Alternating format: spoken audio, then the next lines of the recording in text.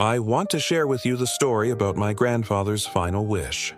My grandfather was the kind of man who never shed a tear, never complained, and rarely showed any emotion. In fact, we all used to joke that he only had 4 facial expressions: no emotion, mild irritation, slight amusement, and a toothy grin when he was about to eat. He was born in 1928 and lived through the Great Depression, fought in World War II, and then built a business from scratch while raising 5 kids. We're talking serious grit and determination. My grandfather didn't just face challenges, he bulldozed through them like a one-man wrecking crew. So, when he was diagnosed with terminal cancer at the age of 78, it was no surprise that his greatest fear wasn't death but rather being a burden to those around him. You see, he was the strong, silent type, the rock of our family, and the idea of becoming a weak, sick old man terrified him more than anything else. But as his health began to deteriorate, he eventually succumbed to the reality of his condition and finally started opening up to us about his fears, dreams, and regrets. And one day he shared something that shocked me to my core. He told us he'd been harboring a secret desire since he was a young man, a wish so personal and peculiar that he'd kept it hidden for over 50 years. You might think it was something crazy, like wanting to be reincarnated as a hummingbird or something equally outlandish. But you'd be wrong. His wish was much simpler and deeply touching. It was this. He wanted me to take his place at his upcoming doctor's appointment and tell the medical staff everything he could not bring himself to say. He wanted me to tell them to stop treating him, to stop trying to prolong his life. He wanted them to know how scared and uncomfortable he was, how he felt trapped in his own body, and how he wished they could just let him go. He asked me to tell them that his dignity had already outweighed his desire to live, and that was the hardest thing I'd ever been asked to do. But as I looked into my grandfather's pleading eyes, I knew there was no room for hesitation. This was his final wish, his last hurrah, and he was placing his trust in me to carry it out. I had to do this for him, so I promised I would. But truthfully, I had no idea how I was going to do it. The following week, I went with my grandfather to see his oncologist. The doctor, a kind woman who'd been treating my grandpa for months, greeted us warmly. But her smile faded when she saw the grim look on my grandpa's face. As soon as the door closed behind us, I launched into my grandfather's message. I told her about his fear, his discomfort, his feeling of being trapped. I told her that he was ready to let go and that he didn't want any more treatments. I could see the wheels turning in the doctor's head as she tried to process what I was saying. Finally, she asked me if my grandfather was sure, if this was really what he wanted.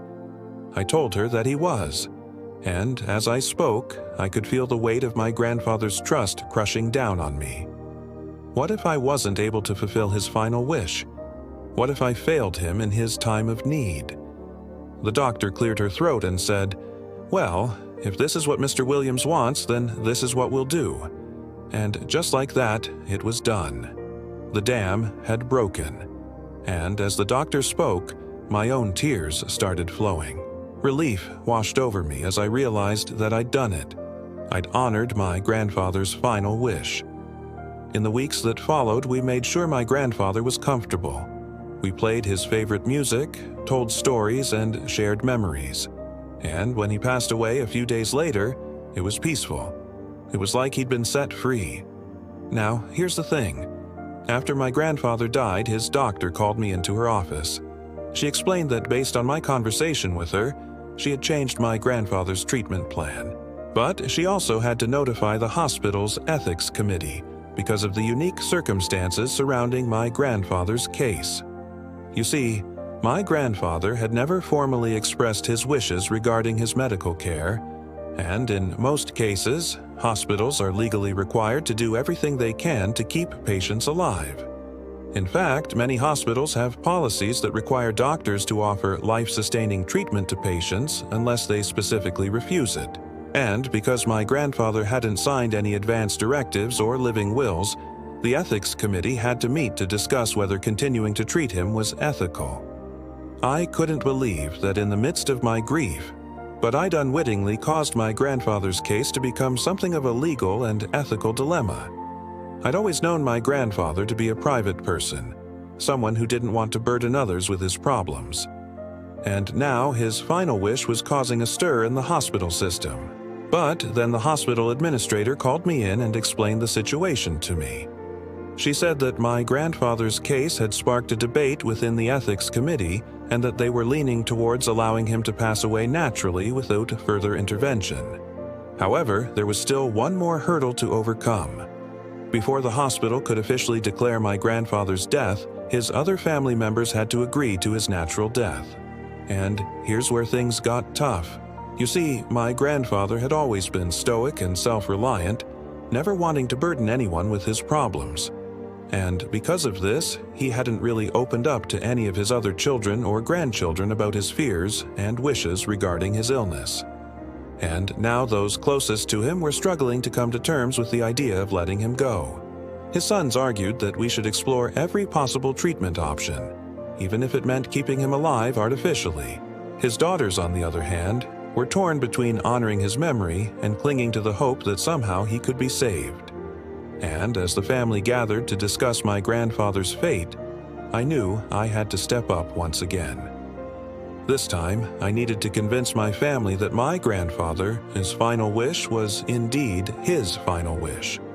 I shared with them the conversation I'd had with my grandfather, the fear and sadness in his eyes, the trust he'd placed in me to carry out his final wishes.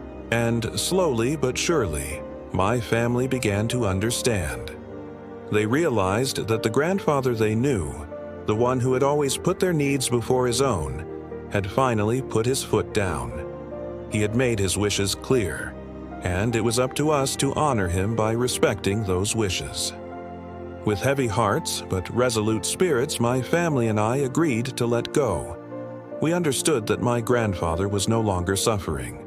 He was finally at peace. Looking back, I'm proud that I honored my grandfather's final wish. It was a privilege to be the one to carry out his final request, to be the one to ensure that he passed away with dignity and peace. This experience taught me the importance of open communication, not just with our loved ones, but also with ourselves. I learned that sometimes the quietest voices speak the loudest, and that sometimes the strongest people need help facing their fears. And although the road to saying goodbye was tough, I wouldn't trade it for the world.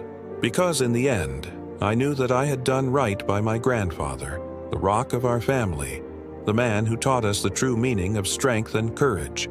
And that, my friends, is the story about my grandfather's final wish. Thank you for listening, and please feel free to share your thoughts or stories in the comments below. I appreciate you and hope you have a wonderful rest of your day.